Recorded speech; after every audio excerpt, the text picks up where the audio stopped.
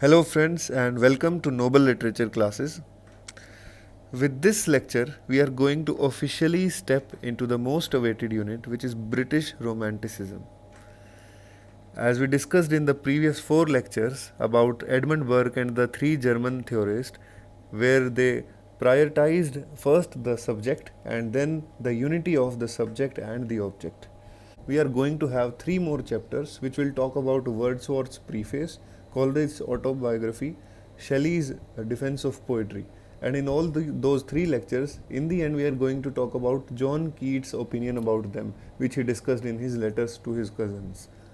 So, this introductory lecture, it is not going to be some objective lecture like the one we had about neoclassicism. We are not going to do any of the works, most important works of that age, or the writers which were famous during that time, or the magazines, or the literary clubs of that era.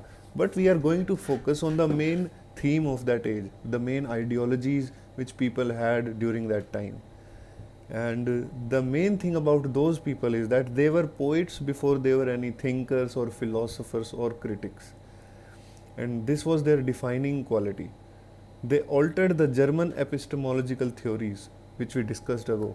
For example, Immanuel Kant, Friedrich Schiller, and Wilhelm Hegel, they always prioritized the reason above the imagination. But the Romantics will uh, place imagination far higher than anybody has ever done. Now we will look at few of the key events which people believe are the causes or the origin of Romanticism. Number one is Rousseau's Confessions of 1781. Rousseau was a French philosopher and he wrote the first autobiography ever. Now people, if you अगर आप Google पे करेंगे तो you will find that the first autobiography is of Saint Augustine. पर Saint Augustine की जो autobiography है it is more kind of a testimony कि पहले मैं एक सिनर था और फिर मैं गॉड के पास गया, उनसे मैंने माफ़ी मांगी and then my life changed. तो it is more kind of a religious testimony than being an true autobiography. अब रूसू के कन्फेशंस में क्या हुआ, ही चैम्पियनड द इंडिविजुअल. मतलब उन्होंने एक आइडिया दिया कि एक सिंगल इंसान के थॉट्स, एक सिंगल इंसान की लाइफ भी वर्दी हो सकती है of great art. Now after 8 years French revolution takes place. उस टाइम पे लोगों को पता चलता है, they realise what is the power of a idea, what is a vision capable of. That एक इंसान के सिंगल इंटरनल थॉट्स भी they are capable to bring so much external difference and they are so radical. तो इससे लोगों को they were inspired to be more expressive, to express themselves more. People learned that from French revolution. And the third main event is the lyrical ballads of 1798. England के अंदर it was the first thing which romanticized the thinking of that as.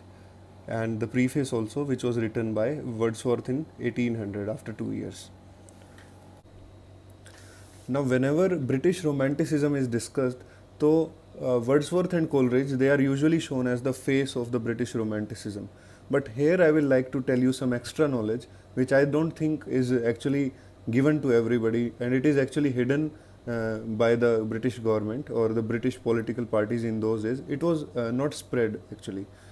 Because James Macpherson, he was a guy from Scotland and he was although born in a community which participated in the revolt against the London throne. The revolt known as Jacobite movement happened in 1715. Although James Macpherson was not a part of it, he was born in I think 1734-36 something, but still he belonged to that community which participated in that revolt. The Gales, he belonged to those communities and his work is actually considered the first romantic work in England. It is known as the Ossian Trilogy. उसने किया क्या था कि he roamed the native and the rural places of his own time, and from there he took all the inspirations, all the tales of all the sagas, the ancient sagas, and he combined them, he translated them into English. तो एक ancient ruler था Fingal, it was the he was the ruler of the Scottish और the Gael people, and उसका जो बेटा था Ossian, he use to say all these poems in those days, और उनको जेम्स मैकफरसन ने ट्रांसलेट किया था in the Ossian trilogy. It was from 1760 to 65. So it is a very unique thing which you might come across from this lecture, but don't worry, it won't come anywhere in the exam. It's not considered important because it is usually hidden.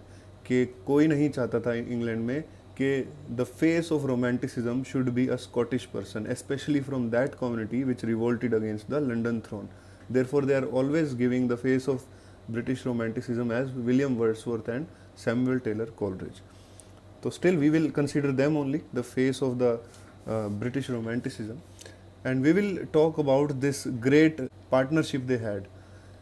William Wordsworth and Coleridge, they lived together. They were also among the group which was called the Lake Poets, and they both decide one day, after taking inspiration from the German philosophies, combining everything like French Revolution, German philosophies, and also the songs of innocence and experience from William Blake, they decide to come up with the idea.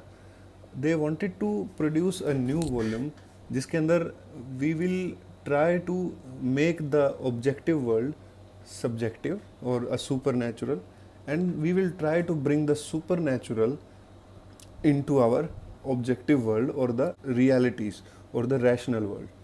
So Wordsworth took the task of transforming the common objects as supernatural, and Coleridge took the task of transforming the mystical or the supernatural elements as natural elements.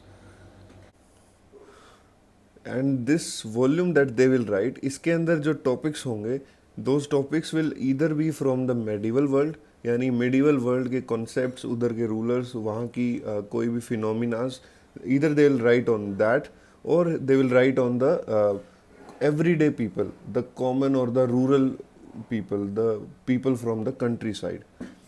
So Wordsworth here, he introduces to us the concept of defamiliarization. उसने कहा कि अगर हमें common objects को supernatural दिखाना है, then we have to remove that sense of familiarity from those objects, and we can do that by giving them a charm of novelty for some time, in which they look different, and this process he named as defamiliarization.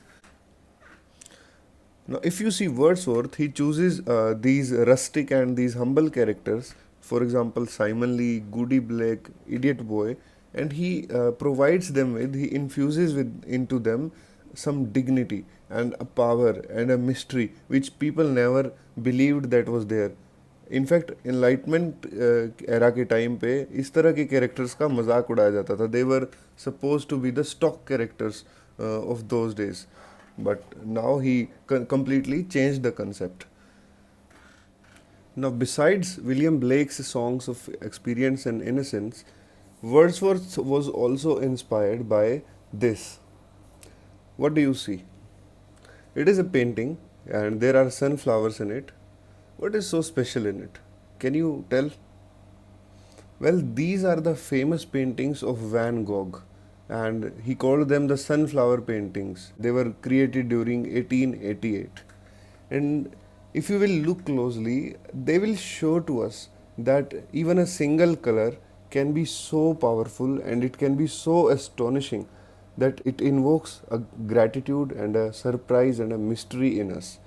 So Wordsworth was inspired by these things, that even so common things, just as a single color, can inspire people. So that was Wordsworth.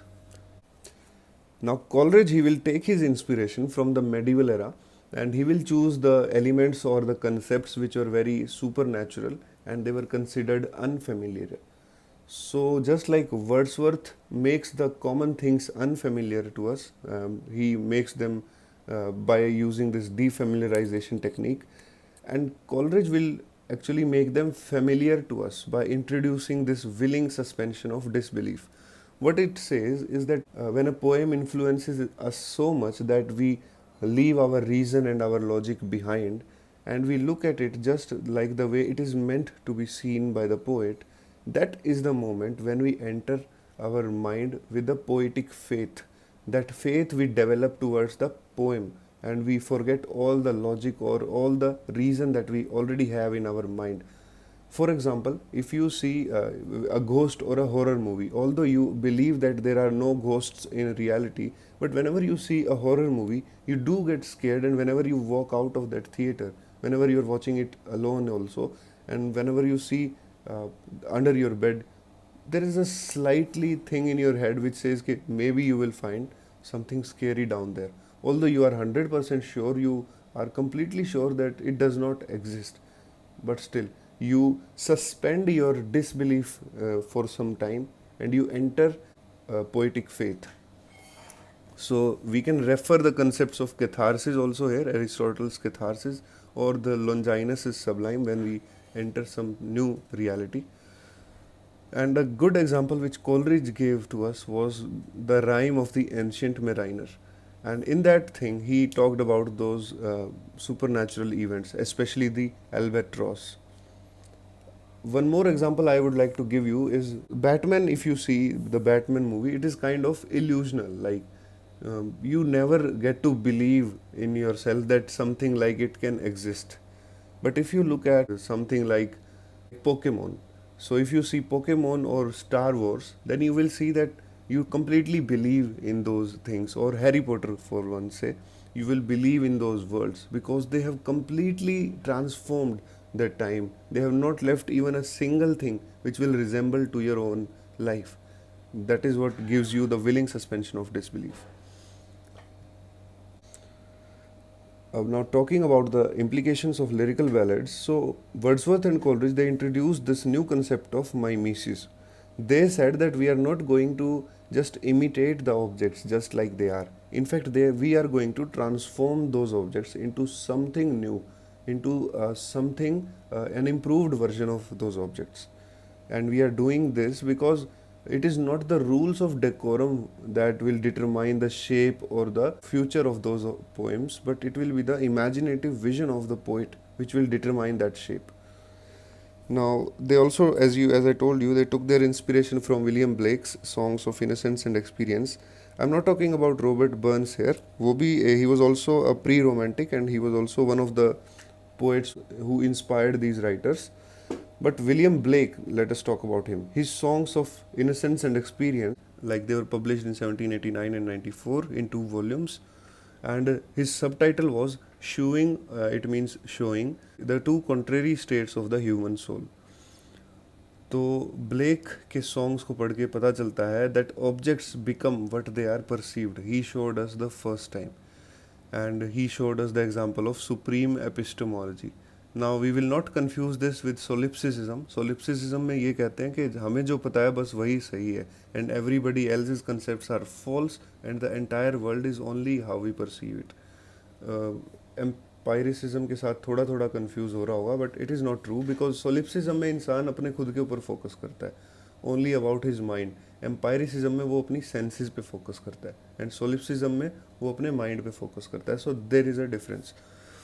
And now he says, William Blake says a famous line that if the doors of perception were cleaned, everything will appear just as it is, which is infinite.